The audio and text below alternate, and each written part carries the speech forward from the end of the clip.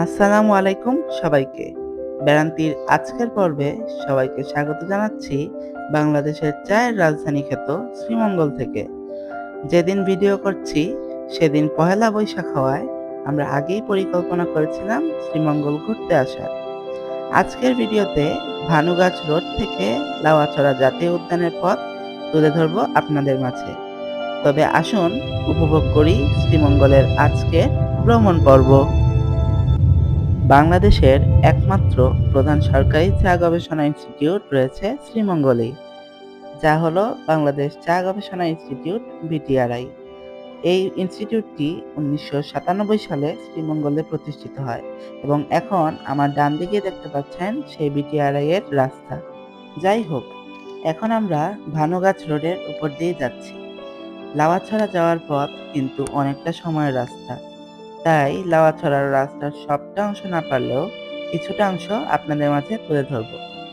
শ্রীমঙ্গল শহরের ভিতর কিন্তু তেমন কোনো ভালো হোটেল নেই, কারণ বেশিরভাগ রিসোর্টই চা বাগানের কাছে অবস্থিত। আমি যেদিকে যাচ্ছি সেদিকে কিন্তু সব নামি দামি রিসোর্টগুলো চোখে পড়বে, আর 5 তারকা মানের গ্র্যান্ড সুলতান রিসোর্টও কিন্তু আমার বাম দিকেই পড়বে। তবে আসুন সবুজ চায়ের সৌন্দর্য উপভোগ করতে করতে সামনে এগোনো যাক। শ্রীমঙ্গল ঘুরতে আসলে বেশিরভাগ পর্যটকরাই চাঁদের গাড়িতে করে ঘোরাঘুরি করে থাকেন, কিন্তু আমি মনে করি তা না করে আপনারা যদি একটি অটো বা সিএনজি নিয়ে আশপাশটা ঘোরেন, তাহলে শ্রীমঙ্গলের আসল প্রকৃতির রূপ উপভোগ করতে পারবেন। তাই আমার রেকমেন্ডেশন থাকবে, যারা শ্রীমঙ্গল আসার পরিকল্পনা করছেন তারা আমার কথাটি মেনে চলুন, আর দেখুন আমার কথাটির সাথে আপনারা মিল পান কিনা। বামের যে বাউন্ডারি দেখতে পাচ্ছেন, মূলত এটার ভিতরেই 5 স্টার গ্র্যান্ড সুলতান রিসোর্ট।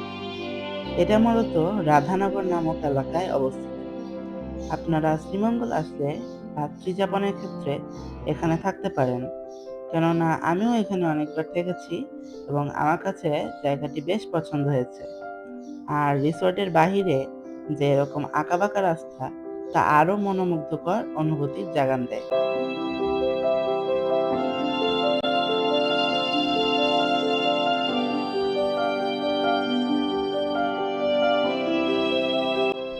এবার আমরা লাউয়াছড়ার রাস্তা ধরে এগোচ্ছি। আরো অনেকটা রাস্তা পেছনে পড়েছে, কিন্তু সবটা রাস্তা আর দেখালাম না। লাউয়াছড়া যাওয়ার যতটুকু রাস্তা আছে সবটাই কিন্তু বন্যপ্রাণী সম্পন্ন এলাকা, তাই কিছুক্ষণ পর পরই সতর্কতামূলক সাইনবোর্ড চোখে পড়ছিল। এরই সাথে আমাদের গন্তব্য লাউয়াছড়া জাতীয় উদ্যানে আমরা এসে পড়েছি। আজ আর ভেতরটা দেখাবো না, অন্য কোনো দিন সময় পেলে নিয়ে যাব আপনাদের ভেতরে। এবং ভিডিও ধারণের দিন পয়লা বৈশাখ হওয়ায় মানুষের ঢল অনেক বেশি ছিল, তা তো আপনারা দেখতেই পারলেন। ভিডিওটি ভালো লেগে থাকলে লাইক ও সাবস্ক্রাইব দিয়ে চলে আসুন Sreemangal. So that's for today. See you guys in my next video. Till then, Allah Hafiz.